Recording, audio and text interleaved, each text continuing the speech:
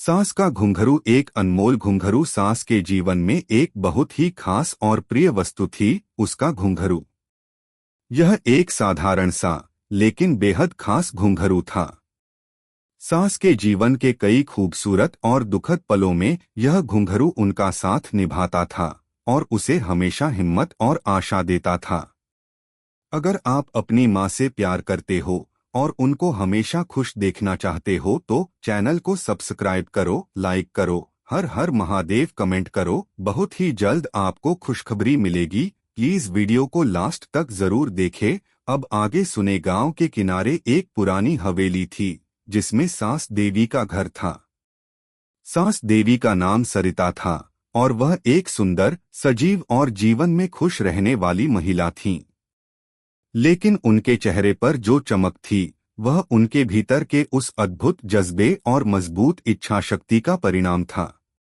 सरिता के पास एक बहुत पुराना घुंघरू था। यह घुंघरू उनकी शादी के वक्त उन्हें उनकी मां ने दिया था।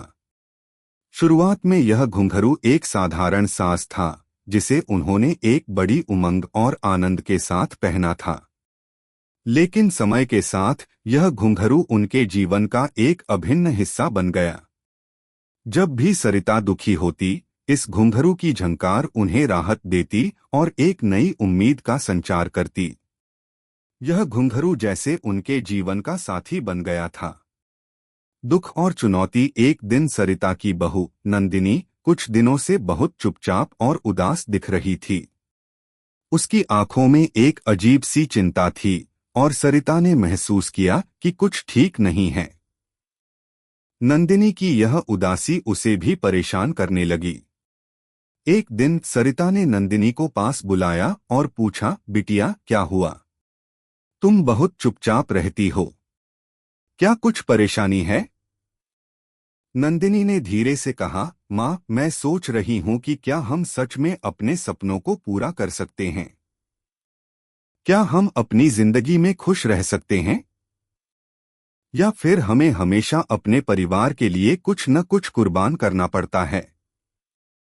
सरिता ने मुस्कुराते हुए नंदिनी के सिर पर हाथ रखा और कहा, बिटिया, जब भी जीवन में मुश्किलें आएं, हमें कभी हार नहीं माननी चाहिए। खुश रहने के लिए हमें अपने सपनों का पीछा करना चाहिए, लेकिन हमें यह भी समझना चाहिए कि दूसरों के लिए कुछ करना सबसे बड़ा सुख है। तब सरिता ने अपनी प्रिय घुंघरू को निकाला और नंदिनी को दिखाया। देखो यह घुंघरू, जब मैंने अपनी शादी के बाद इसे पहना था तब मुझे भी यही सवाल था। मैं भी सोचती थी कि क्या मुझे अपनी खुशियां छोड़कर परिवार के लिए अपनी सारी इच्छाओं को छोड़ देना चाहिए। लेकिन यह घुंघरू मुझे हमेशा याद दिलाता है कि जिंदगी के हर मोड़ पर हमें खुद को खोना नहीं चाहिए। नंदिनी ने घुंघरू को ध्यान से देखा और कहा, माँ, यह तो बहुत खूबसूरत है, लेकिन यह किस तरह से हमें हमारी परेशानियों से बाहर निकालेगा? यह घुंघरू सिर्फ एक खूबसूरत चीज नहीं है, यह मेरे जीवन का एक हिस्सा है जो हर पल मुझे याद दिलाता है कि जीवन में क्या सबसे महत्वपूर्ण है। जब मैं उदास होती हूँ या चिंता करती हूँ तो मैं इसे पहनती हूँ और इसके झंकार की आवाज मुझे अंदर से सशक्त बनाती है। जब घुंघरू बजता है तो यह मुझे अपने उद्देश्य और अपनी ताकत को महसूस कराता है। नया आरंभ। एक दिन गांव में एक उत्सव हुआ जिसमें नंदिनी को एक डांस प्रतियोगिता में भाग लेने का मौका मिला। लेकिन नंदिनी के मन में संकोच था। वह सोचती थी, क्या मैं सच में ये कर सकती हूँ? क्या मैं सबको अच्छा प्रदर्शन दिखा पाऊंगी? तब सरिता ने उसे याद दिलाया, बिटिया, तुम में पूरी ताकत है और घुंघरू के झंकार की तरह तुम्हारे भीतर भी एक खास ध्वनि है जो तुम्हें औरों से अलग करती है। तुम जो चाहो कर सकती हो, सिर्फ विश्वास की जरूरत है।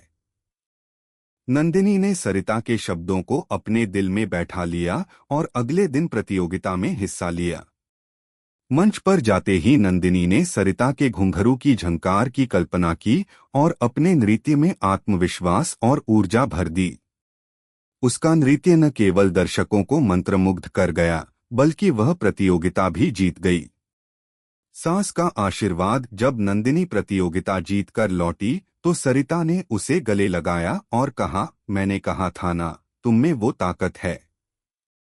नंदिनी ने खुश होकर कहा, माँ, अब मुझे समझ में आया। घुंघरू सिर्फ एक गहना नहीं, बल्कि यह हमारी हिम्मत का प्रतीक है। इससे मुझे एहसास हुआ कि हमें अपने डर को पार करके अपनी शक्तियों को पहचानना चाहिए।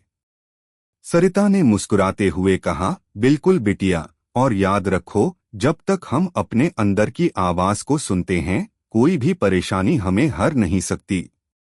घुंघरू अब केवल एक साज नहीं था, बल्कि एक प्रतीक बन चुका था। एक प्रतीक उस साहस और विश्वास का जो हर किसी के अंदर छिपा होता है। सरिता ने यह घुंघरू हमेशा के लिए नंदिनी को दे दिया, ताकि वह भी अपनी जिंदगी के हर मोड़ पर इसे अपनी ताकत की याद के रूप में पहन सके। कैसी लगी आपको कहानी? प्लीज कमेंट करो, लाइक करो, सब्सक्राइब करो। धन्यवाद।